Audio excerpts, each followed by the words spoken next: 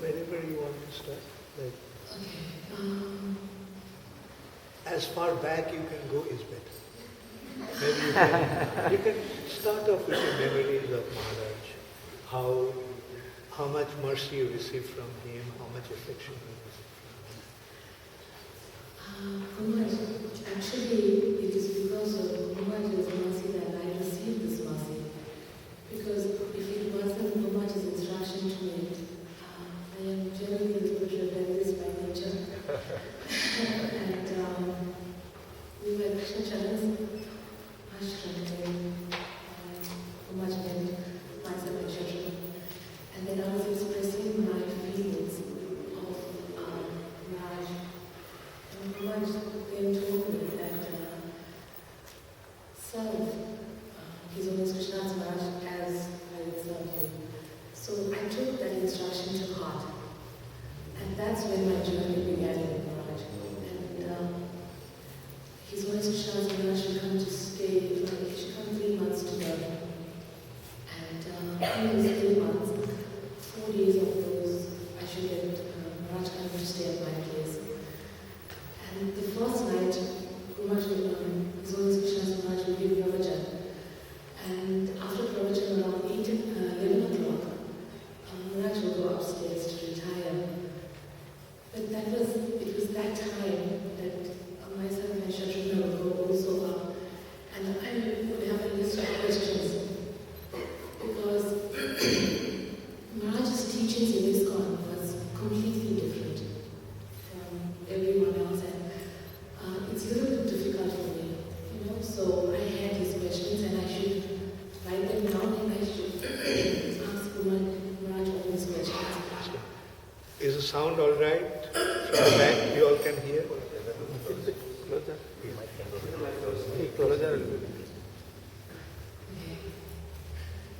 Okay. Okay, so then in these sessions with Maharaj, and we will go up to 1 2 in the morning. And Maharaj will answer these questions, all these questions, and then he will bring out Srimad Bhagavatam, he will bring out Srimad Manisan, and each question he will counter that and he will answer my questions. And it was at the first meeting that Maharaj told me that if I mold my life around Bhagavad Gita, and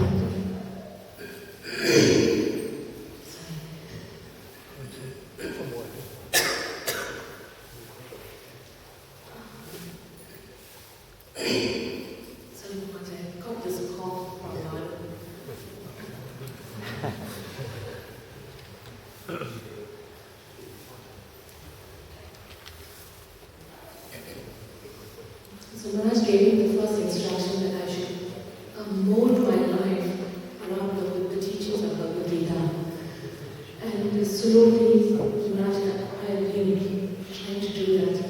And Maharaj always told us that we should always serve. We should develop the serving attitude and always do deity service. At that time, I wasn't non-initiated. I just got married. And then Is the sound all right now at the back? Those who are sitting at the back, can you hear clearly?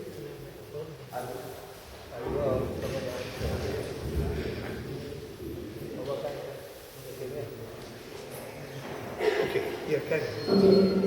Maybe you can look at them, because if you look at me,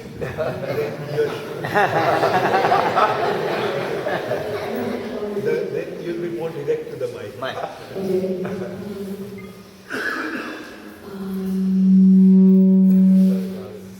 Or if you want to look at me, then shift the mic. Okay, that's good. So these 4 days were life-changing. Every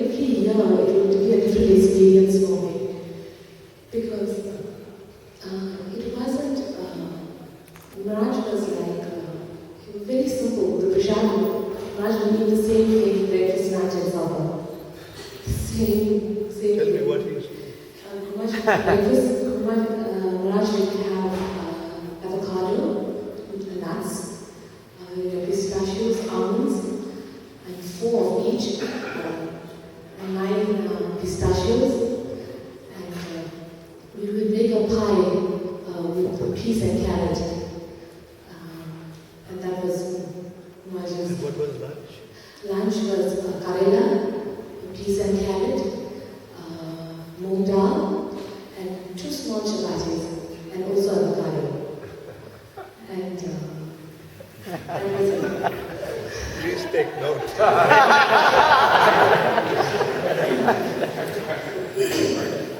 And then it was, supper would be the same, but lunch would be very late, around 5 o'clock. And then supper, Gumash would love Mahaprasad. He would make sure that we get Mahaprasad from breakfast offering, Rajbhog and the 7 o'clock. Maharaj really honored Mahaprasad. Maharaj couldn't digest it. So he would just honor, and I was amazed, at how Maharaj would relish that small bite that Maharaj would take. But Maharaj was like, he really loved Mahaprasad. And whenever we should come to Jagannath Puri, we should make sure that we get Jagannath Mahaprasad, because Maharaj loved Jagannath Mahaprasad. And that was Maharaj's taking on Prasad. And then Maharaj was very strict with us. He would always tell us that we should never waste Krishna's Lakshmi. And he always told us that we should be austere, simple living, and high thinking. And he always wanted us to go on jatra, upon pilgrimage. And he says, purify your heart, because we need to really purify ourselves.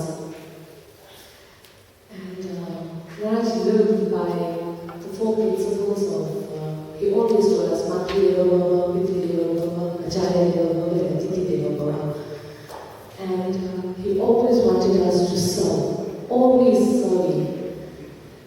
And during the last days,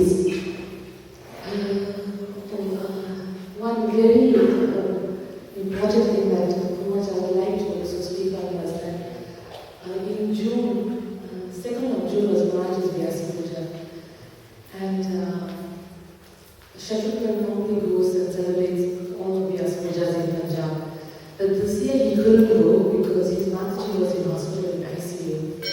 So then what we did was that soon as Mataji came out of hospital, on the 16th, Shatrughan had his flight booked to go to Punjab and celebrate his Vyasa Puja. So I really need to thank Radhanath Mataji. It was Friday, Radhanath Mataji from Jammu. We were dressing Friday night. Friday nights I dress at night. So I was telling Radhanath Mataji that Shatrughan always tells me that in the life of a disciple, the Vyasa Puja is most important. And we should always celebrate, and glorify the spiritual master. So that was playing in my mind all the time. So then I was asking Radhanath Mataji that this year we never got a chance to serve and celebrate Maharaj's Vyasa Puja. So I said, I really want to go, but I got so much service. And who's going to cover all my service? Because I do 6 days service in the temple. And to get 6 days covered is a little bit difficult. So she's telling me that if it was your Guru Maharaj, what would you do? So then I told Radha Maharaj that I'll be gone on the next flight. So then she says, your question is answered. I didn't have a ticket. This was Friday night, and Saturday Shatrughan was leaving for Punjab at 16. And then, so I told Shatrughan that if you try to get me a ticket, and if I can go, I'll go. It will be Krishna's arrangement. So by 11 o'clock, Shatrughan called me, I was working, and then he told me that we So that's how I went to Punjab with Charu to celebrate. That was the last Vyasa Puja we celebrated. And that time in Bangla it's so hot. We were experiencing 42, 44. In Punjab it's extremely hot. But Maharaj waited because he wanted to celebrate. Maharaj never liked surprises. He always told us, don't surprise him. And we as disciples like to surprise the spiritual master with, fantastic decorations and cake and everything. So Maharaj says, no, he doesn't like surprises. So Maharaj told us that we will celebrate the Vyasa Puja on Purnima. And it was amazing to watch. At Purnima, it was a Monday. And Maharaj, on a Purnima day, and it just so happened that Purnima fell on a Monday, then Maharaj called Brahmanas, around from the area, and he would personally feed them. We would make the preparations, and then Maharaj Maharaj couldn't walk at that time. At that time, we had to lift Maharaj out of bed for Maharaj to sit. And even to take Maharaj to the bathroom, it was very difficult. Shatrugna and Chacha needed to carry Maharaj to the bathroom. That's how sick Maharaj was at that June. But that Purnima day, when those Brahmanas came, and then we had those plates made, Maharaj came from his room. He walked all the way to the sitting area, the feeding area. He personally, I was so worried because those plates were quite heavy. Maharaj personally took the plates for me and served each Brahmana. And Maharaj sat away and made sure that all the Brahmanas were fed properly. Then Maharaj personally gave dakshina to each of the Brahmanas. And then he asked for blessings from each of the Brahmanas. Maharaj was, his mood of humility, it was, I don't know how to explain it. He was totally humble and asking for forgiveness at that time. And after that, very much to Prashad. And then in Punjab, in Bharat, it's very difficult because our ingredients are different. So I took all my ingredients from South Africa. Maharaj liked two preparations. He liked my jalebis and he liked my dokha. But to make these preparations in Bharat was so difficult. So, but anyway, we made a few preparations and we celebrated the last Vyasa Puja. And Maharaj was so pleased with myself and Shatrugna. When he saw us, then Maharaj told us that it is your love that brought me here, brought us to Maharaj. And we just all burst out crying, because every step of the way we were fortunate that Maharaj had just a handful of disciples and we had that personal association with Maharaj. And he taught us, how to do things, how to serve and receive a guest. And he always emphasized, and I still remember when Maharaj came to Jadishwar's place some years back. And then Maharaj got up and washed his hands at the tap. Up till the very end, Shatrugna and Answila, they get chastised for that. They said that you're supposed to think, before the spiritual master, your guest is there, you're supposed to act fast. So Maharaj was very particular about each and everything, especially about serving a Vaishnava and how important a Vaishnava is and to get the blessings. And the other thing that I remember Maharaj telling us was that how every moment that we should acquire blessings, how we speak, the words we use, because people always say, he always uses the word Bharat. He says, by saying the word India, what benefit are you going to get? But if you say Bharat, you will get benefit. Use the terminology of Mata Shri, Pita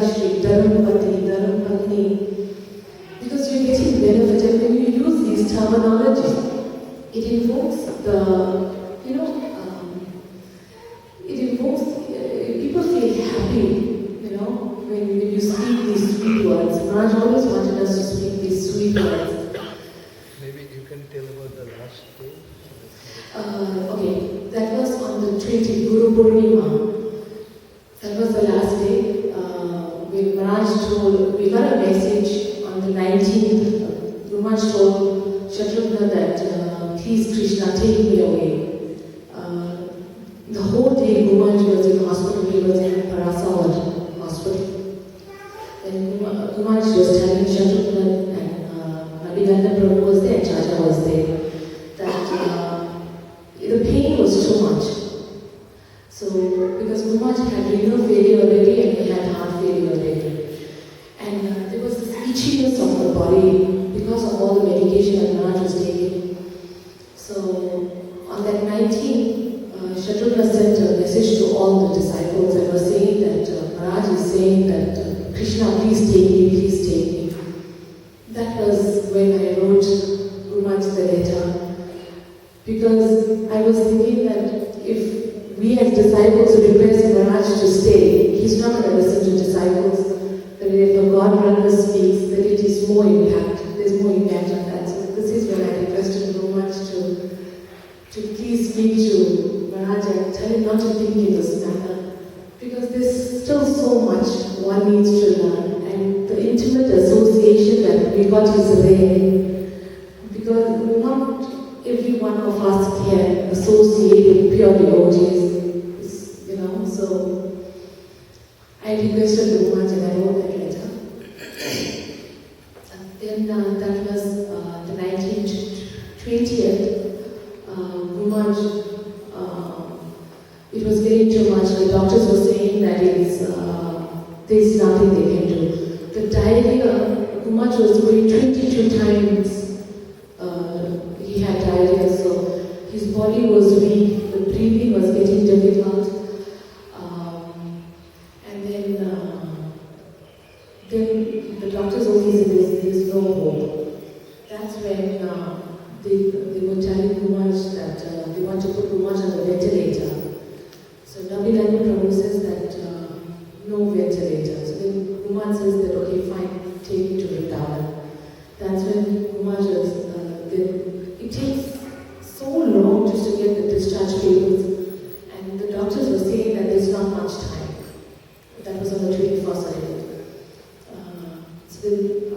But somehow the other, by Krishna's arrangement, Shatrugna has this fighting nature. That's why Maharaj always gives us Parshurama Avatar to celebrate in our ways. So Shatrugna, he went and he fought and he got the discharge papers within 1 hour. And the ambulance, they sorted out the ambulance in that time. And then the amazing part is in the ambulance, Maharaj liked Gopalji. And there was, normally in the ambulance you won't find a photograph of Krishna. But above, just above Maharaj's head was a photograph of Gopalji there. So all these signs were like, all were there. And then they rushed Maharaj from Delhi to Vrindavan, and as soon as they entered Vrindavan, there's like Koshi. So then after that, Maharaj left. And then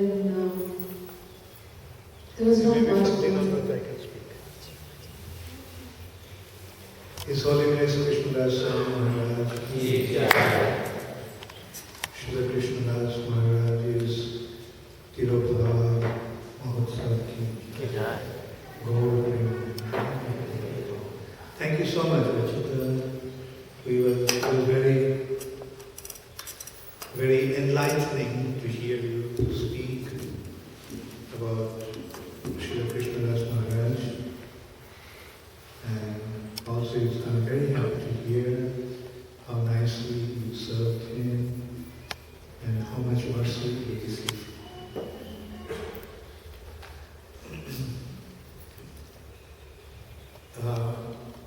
Maharaj was in Punjab when his health condition became quite critical.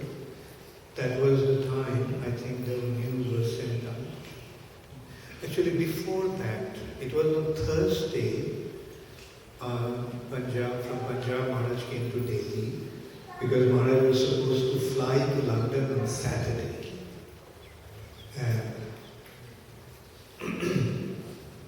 But they had to cancel the trip. And I think that was actually Krishna's mercy, because had Maharaj have gone to London, then it would have been another story. So we can see that Krishna actually kept him in India at times. I would try to say instead of India, Bharat. Maharaj was very particular about that expression, Bharat, which is also very true. Bharat Varsha is the land of Dharma. So Maharaj's condition deteriorated, and as Archita just mentioned, that they were planning to put Maharaj on a ventilator, but Navinanand Prabhu, who is from London, South London, another very intimate and very leading disciple of Krishna Das Maharaj. So Navinanand suggested not to put him on ventilator. And then when the condition became quite critical, and then Maharaj actually wanted to go to Vrindavan. He wanted to live. He knew that his time has come for him to leave his body. So he decided to go to Vrindavan.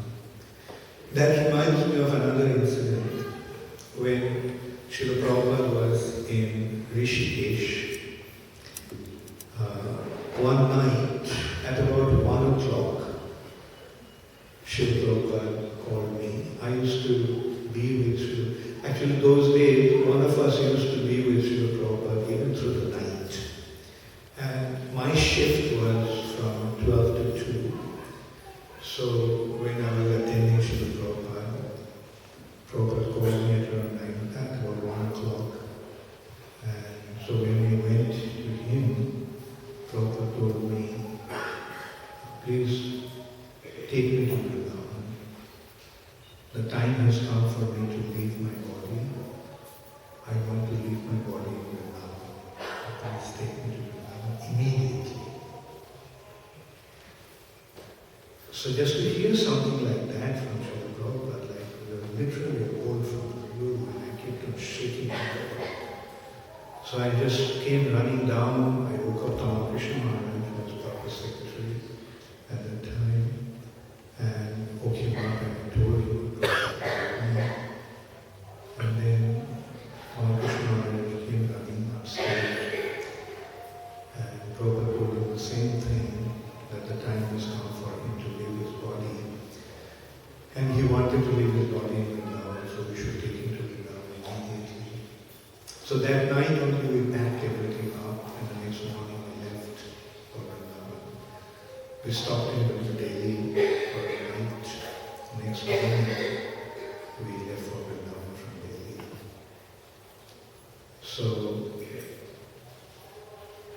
So that's quite, I was thinking of the same, I was recalling Prabhupada also telling us to take him to Vrindavan because he wanted to leave his body in Vrindavan.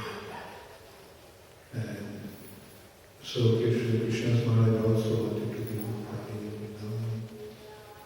And it was amazing, like as Archita mentioned, that Maharaj was very fond of Krishna, that painting, Krishna eating mutton.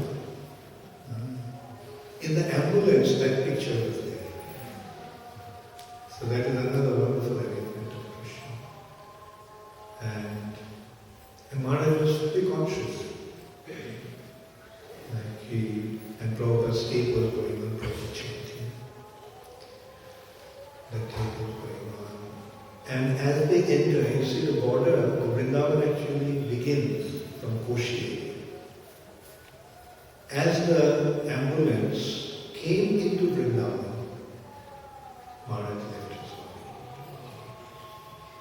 So this is how wonderfully Krishna fulfilled his desire. And then they were telling me that so many wonderful things happened. And so he was taken to Vrindavan. Maharaj didn't, generally the sannyasi's body is put into samadhi. But Maharaj didn't want to have his body put into samadhi. He wanted his body to be cremated. And generally the understanding is that the body should be cremated as soon as is possible. The understanding is if one dies, if one leaves his body during the day, before sunset his body should be cremated. And if one leaves his body at night, then before sunrise his body should be cremated. Like nowadays in countries like South Africa, it seems that it doesn't happen because often you need medical certificate that takes time. Especially I notice that in the European and American countries, very, very difficult. They have to keep the body for some days. Anyway, so that is the general understanding. And Shivra Maharaj was there in Vrindavan at that time, with Govinda Maharaj. So when they asked Shivra Maharaj suggested that the body should be cremated. But they decided to keep Maharaj's body because many devotees wanted to come and have the last darshan of Maharaj. So they were flying in from different parts of the world. And that's why Maharaj's body was kept for 2 days. On Thursday, was it Thursday or Wednesday that Maharaj was body? Thursday night. Thursday night? I said, Thursday night or afternoon? They had the cremation on Friday. Huh? They said they had the cremation on Friday. Meant to be Thursday. They kept it on Friday. Okay, then he left his body on Wednesday. So 2 days after that, and many of his disciples came to have the darshan of Maharaj. And Maharaj's body was cremated in Vrindavan. And Mother Anusuya was telling me that it was very hot in Vrindavan at that time. Naturally, India is midsummer now. It's very hot, especially Vrindavan is inconceivably hot. So she was, when the body was burning, so she decided to move out and go to a shed. So she offered obeisances. And as soon as she got up, she heard something like an explosion, like a mild explosion. And then she saw in the field in fire, there was the colors. The fire actually took the various colors. Like she was telling me, it's like a holy color, like, a festival of color, different colors and so. And she had that kind of experience. And she thought that only she had that sight. But then Archita confirmed that she also saw the same thing, like all of a sudden from the funeral pyre there was a beautiful color. And also another thing happened when Maharaj's body was kept there. A whole lot of cows came. And beautiful looking cows, they all came. And some cows started to lick Maharaj's feet when his body was kept there. And they showed me one picture, that there is a picture of Maharaj and there was quite a few cows around that picture and some cows licking the picture. Maharaj was very fond of cows, and so this is how very beautifully, and many residents of Vrindavan actually mentioned that they have been in Vrindavan for so many years, but they haven't seen such a funeral. Like they felt that something was special. And Maharaj wanted his remains to be, his ashes, to be placed in different holy places. And they were placed in Ankhal, in Haridwar, then in Allahabad, in Triveni Sangam, in Varanasi, Gaya, and finally his remains were placed in Bangla, Jananivas Prabhu conducted his last rites there. And so it was such a glorious way of living. Like I was thinking, it was around at that time the Chaturmas actually began, which is a very auspicious time. During Chaturmas, Maharaj left his body in Vrindavan, although he was not in Vrindavan. On the other hand, I have heard cases where persons lived in Vrindavan his whole life. But at the time of death, he was taken out of Vrindavan. So that shows the good form, the pious Krishna conscious benefits that one derives in this way. So, Krishna Das Maharaj was a very special person. He used to live in London. He was a school teacher. He was a family man. He had three children.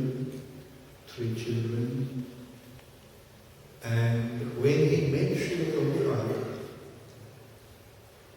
he decided to leave his family and surrender to Srila Prabhupada. Maharaj, like many other Indians, were already initiated by some guru, other spiritual teacher. But when he met Srila Prabhupada, he completely surrendered himself to Srila Prabhupada. And so much so that he moved into the temple, living with the brahmacharis. Now can you imagine? Maharaj must have been in his early 45. He was in his mid-40s and moving into a brahmachari ashram with 20-25 years of And devotees told me that, you see, in brahmachari ashrams, generally one problem we have is the morning time. The bathroom facility, toilet facilities are limited, so you have to stand on a queue. And Maharaj used to stand on a queue with other brahmacharis. It must have been extremely difficult. When you are young, you can go through those kind of difficulties. But when you are an elderly person, family man, lived in your comfortable household situation, to take up that kind of austerity is very, very difficult. But Maharaj took that, withstood those difficulties.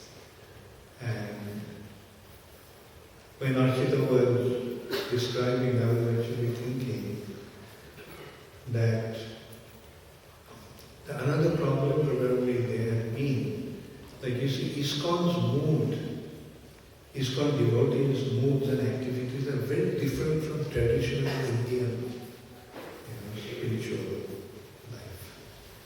In India, people have whereas the ISKCON is more free-flowing, whereas Maharaj's ways and things were very, very, very disciplined and defined. And that also had been a major difficulty that Maharaj had to face with us. And so, but we tolerated that and we carried on going through all those difficulties. He was a very principled, and at the same time, he was a very patriotic person. You may have heard Maharaj giving Jayanthan, Bharat Mata Ki Jai. So that shows his patriotism for India, and he was also very much very, what should I say, like very fixed in Indian tradition and ways. He hated the British, those who ruled over him. Not the devotees, English devotees. That is another. Like one of our godbrothers described that Maharaj came to Mayapur one year, and at the time Prabhupada was on the planet. And Maharaj decided to go to his native place in Punjab. And so he also went with Srila Krishna Das Maharaj. And his other family members there, they were very much opposed to the idea that he becomes a devotee. That he left his family and moved into the temple. According to their understanding, he was neglecting his household responsibility, the family responsibility. So they were trying to push him to stay at home and not go back. But Maharaj was like a rock. He would not budge. And it led into a massive argument. And he described that that argument was almost going to shape of a fist fight. So he just took Maharaj out of that place and where they ran out. So the point is, what a sacrifice he actually made. Just consider, many of you are in your mid-40s or above, situated in your household life, or even those who are below 40s. How many of you would leave your family behind and move into a temple? Live with a preacher? You will do that? Did you take the permission of your wife?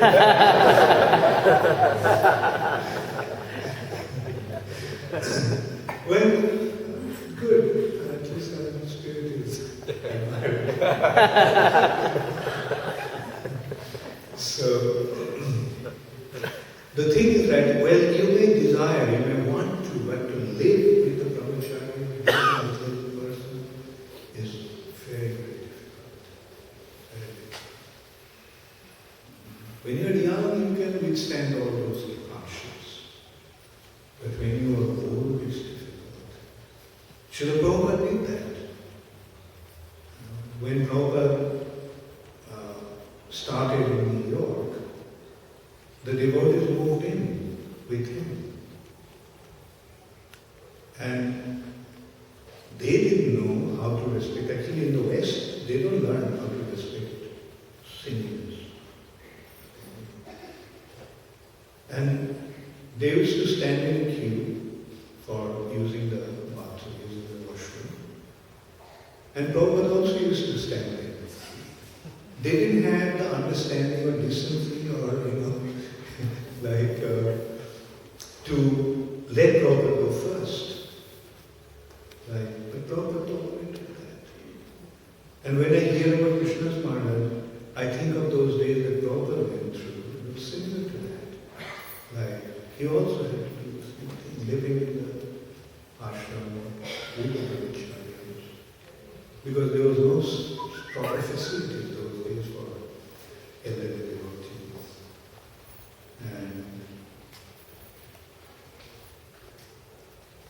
And we can see that how wonderful this process of Krishna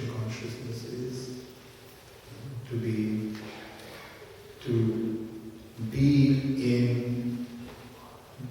close to Vrindavan at that time, and then when the time came, decide to move to Vrindavan, and then leaving the body when just arrived in Vrindavan. Like these are all such auspicious signs of display of Krishna's causeless mercy.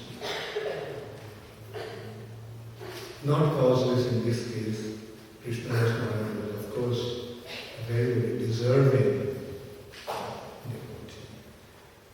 He deserved Krishna's mercy. But this is how we are actually learning how to prepare ourselves also to be Lord. Don't you feel inspired to go to Vrindavan and be a holy man?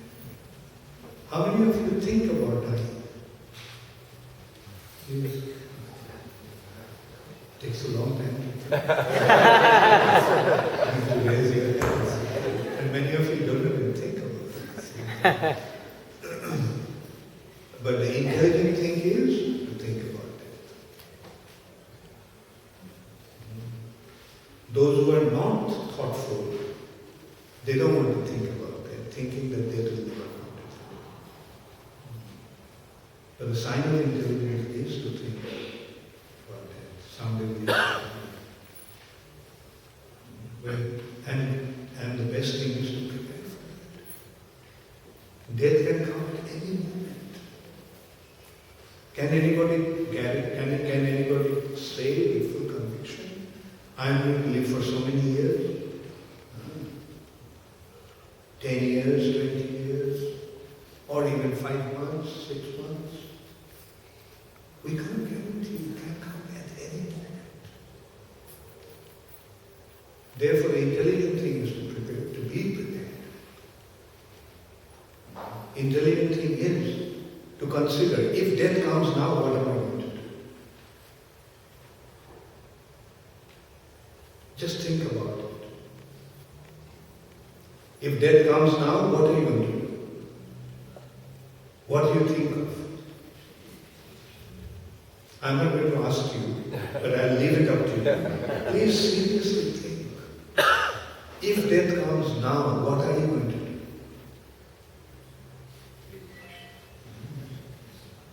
And then you will see how futile everything else is. How meaningless everything else is. No matter how much money you have in your bank, you won't be able to take a penny with you. No matter how much possession you have, you won't be able to take a single drop of it with you. All your relations, all your assets, all your accumulations, all your possessions, all your knowledge, all your wisdom, all your educational degrees, all your name and fame, everything you have to live by. And if you remain attached to any of those things, you have to come back. And there is no guarantee in what form you are going to come back. In which form you are going to come back. Do you want to hear something from the scriptures about this thing? If you are too attached to your wealth, those days people used to keep their wealth not in a bank, but they used to keep them in some secret place. And if one remained attached to that, then most likely he would come back as a snake to guard his assets.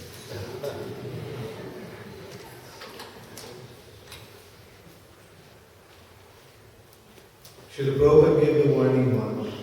If you are too attached to your household, you may come back as a cockroach.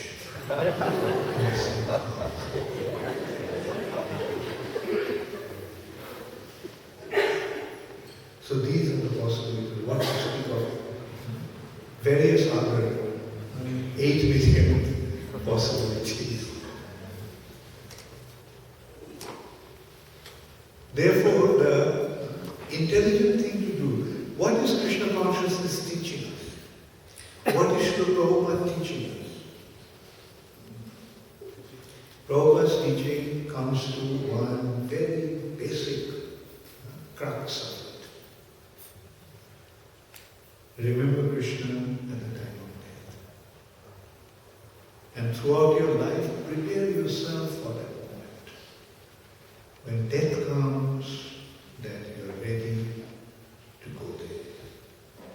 Going back to Godhead, if that is our goal, it is not going to happen by chance. It will happen only through proper preparation. And we'll be able to go back to Godhead only when we can remember Krishna at the time of death. Ante Narayana Swami. It's a simple common sense consideration. If our consciousness is in this world, we have to come back here. That means if we think of anything other than Krishna, mind will always think. Mind's business is to think. At the time of death, we'll be thinking. We may be in coma, but our mind will be active. We'll be thinking, but what will we be thinking? If we think of anything else, anything other than Krishna, then we are running the risk of coming back here. On the other hand, if we can remember Krishna at the time of death, when the time comes, when the soul is going, when the soul is becoming free from the bondage of body, bondage of matter, at the time of death we are getting a chance to become, for the soul to become free from the bondage of matter. And if we can think of Krishna at that time, yes. Now here there is one assurance also.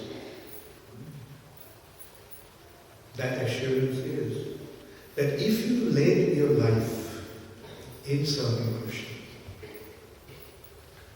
then even if you fail to remember Krishna at the time of death, Krishna, one of his wonderful qualities is gratitude. Krishna is one of the qualities of Krishna is extremely grateful. Because what you have done for him, Krishna will not forget. So Krishna will come to take you. In the sense, at that time, Krishna will appear in front of you. Or Krishna will send his representative, his agent, his Duta. Just as happened in case of Charu Maharaj. And Krishna will make the arrangement to take us. Now, if Krishna or Vishnu Duta comes to us, can we think of anything else at that time? Obviously, we'll see them and we'll remember Krishna. Therefore, there is one great assurance that if we lead our life in Krishna consciousness, Krishna will bestow his mercy upon us. But at the same time, why should we take a chance? We should prepare ourselves also. That's why as I was saying, like I tell you, it will go a long way if we practice that. From time to time, if we just consider, if death comes now, what am I going to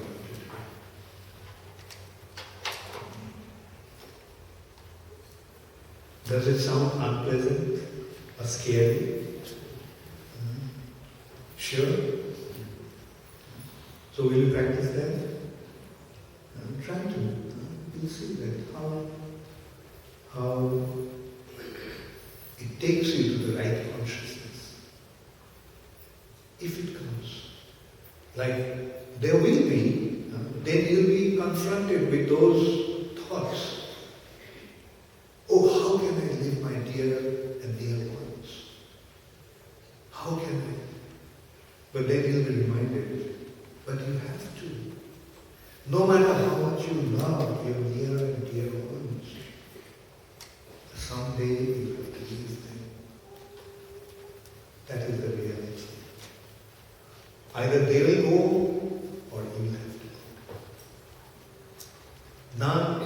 None of our relationships here, not a single relationship here is going to last forever. The only relationship that will last, the relationship that we develop with Krishna in the center.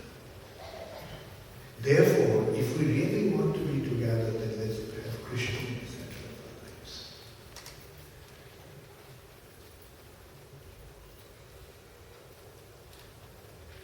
So, I don't know whether you like to hear all these things or not, but you see, this I can't help it. This is my occupational responsibility. And by reminding you, I remind myself. And that is the advantage in teaching others. When you teach, you don't teach only others, you are teaching yourself. You remind yourself.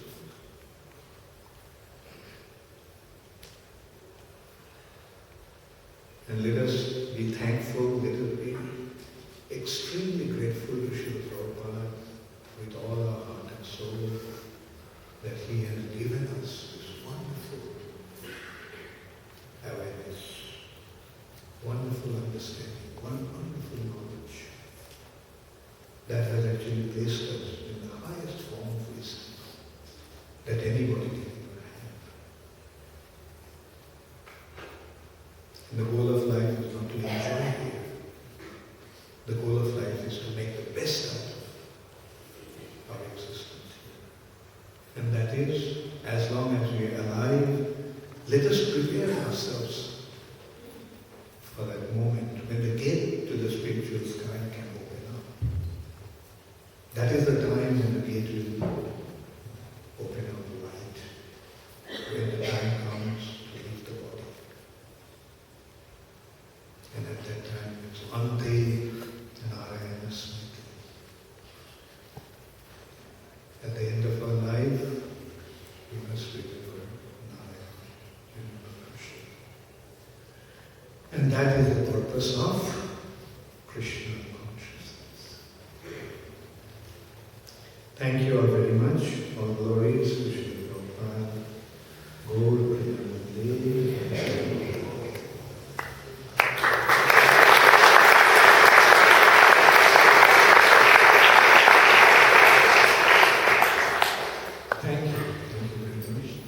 So, the best way to remember Krishna is Hare Nama, Hare Nama, Hare Nami, Govindalam, Palo Nasteva, Nasteva, Nasteva.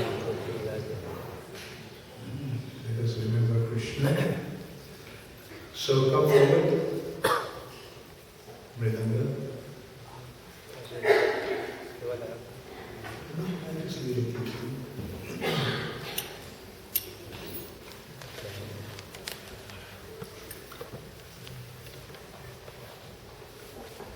Rupa is there. The harmonium. Come on, come forward. I didn't notice that.